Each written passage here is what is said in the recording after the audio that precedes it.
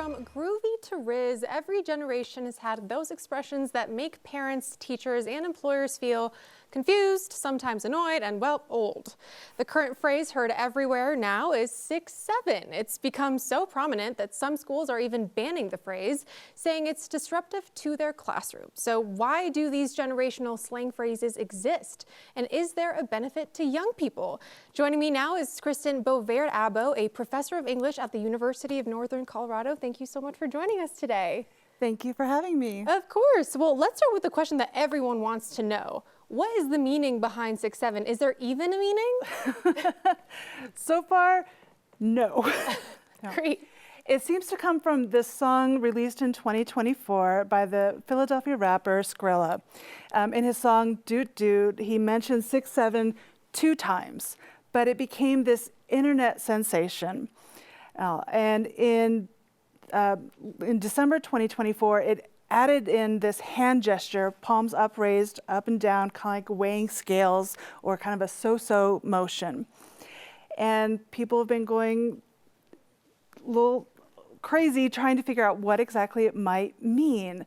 There's speculation maybe he's referencing 67th Street in either Philadelphia or Chicago, possibly referencing Police Code 1067.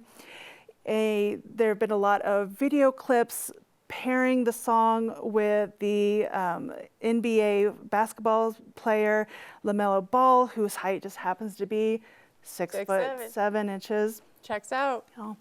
Of course, the rapper Skrilla has not made any kind of comment as to what exactly 6-7 means, but mostly it just seems to be a nonsense phrase, and really that's the fun of it. Right. I mean, does it matter that phrases like these and like slang doesn't really have a real quote unquote meaning?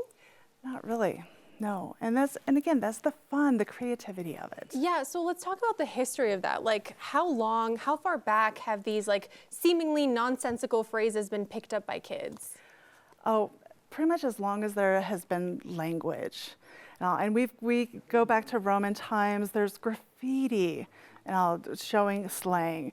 I'm a medievalist, so Geoffrey Chaucer in his 14th century Canterbury Tales, he uses the term bones to refer to dice. And that's a term that even today still is used as slang for dice. In the 13th century, there's a song, Sumur is a Kuminin, and it's celebrating spring, and it's the first recorded instance of the word fart. And so slang has always been around, and there's plenty of instances where a word starts out as slang, but then it starts to become accepted, and nowadays we don't even think twice about a word. The word freshman or dwindle, glib, crash, those all started out as slang terms, but now we use them all the time. That's so true. I mean, I think slay is in the dictionary, right? Or something like that. Yes. But let's talk about the meaning of why kids might be picking these up. Like, does it provide some sort of comfort for them, like a sense of belonging? Talk to me a little bit about what that means for kids. Absolutely, yeah.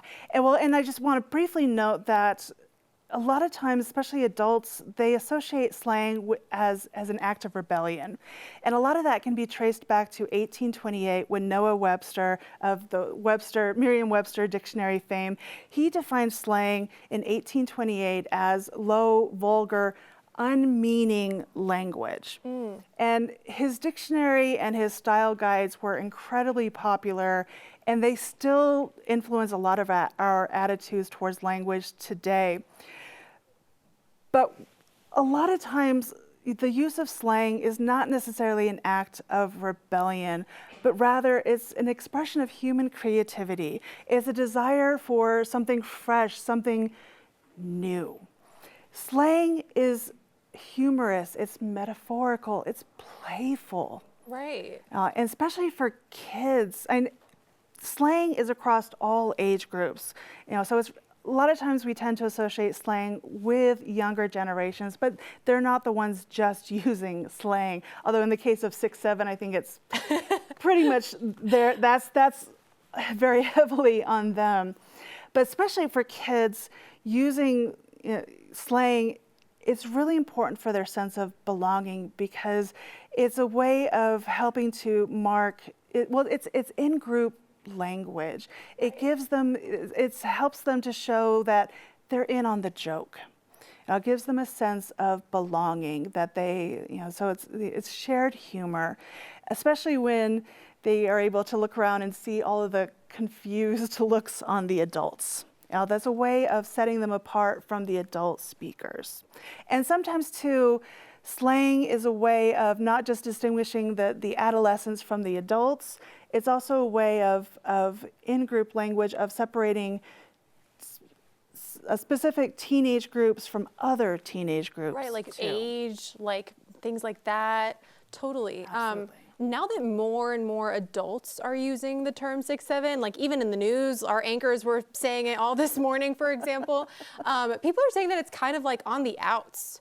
Talk to me a little bit about that, like the cycle of slang, like it becoming a cool thing, and then once it's formalized, maybe not so much. Like, why does that happen? Yeah, that's a great question, and it's really going to be fascinating to watch to see if it sticks around or if it goes away.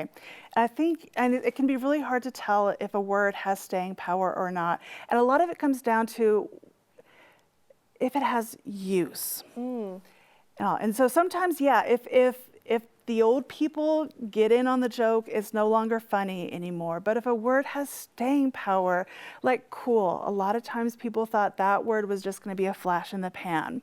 Because again, cool was a word where it originally started, it was a very narrow, specific term, only applied to a specific style, artistic style for jazz musicians. But now we apply it to everything. Yeah. And so that one definitely had staying power. But in the case of something like 6'7", if it mostly stays having no real meaning, I think it'll easily get replaced by whatever the next new flashy thing is going to be. Kind of like skibbity toilet. Oh my goodness. Don't even get me started on that. I still don't understand what that means. Well, and you're not supposed to, because that's another nonsense term, although Cambridge Dictionary did add it earlier this year to their dictionary. That's what I'm saying. Yeah, but when the case of like skibbity toilet, if you look at Google Trends, the searches for that one really started declining heavily at the end of 2024. And people might still be using it in everyday speech, but it's not as interesting to people anymore. I think it's dying out. Once it's and it might be because 6'7" is becoming more interesting. It's replaced it. But because 6'7" has gotten paired with the hand movement, and if people are starting to attach this meaning of kind of a so-so meaning, it's becoming useful. So maybe it'll stick around. And especially when shows like South Park really draw a lot of attention to it, because that way it's a way of making teenagers feel validated and seen. So maybe it might have some more staying power.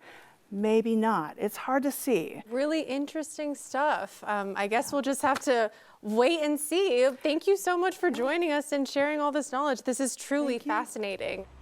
Now,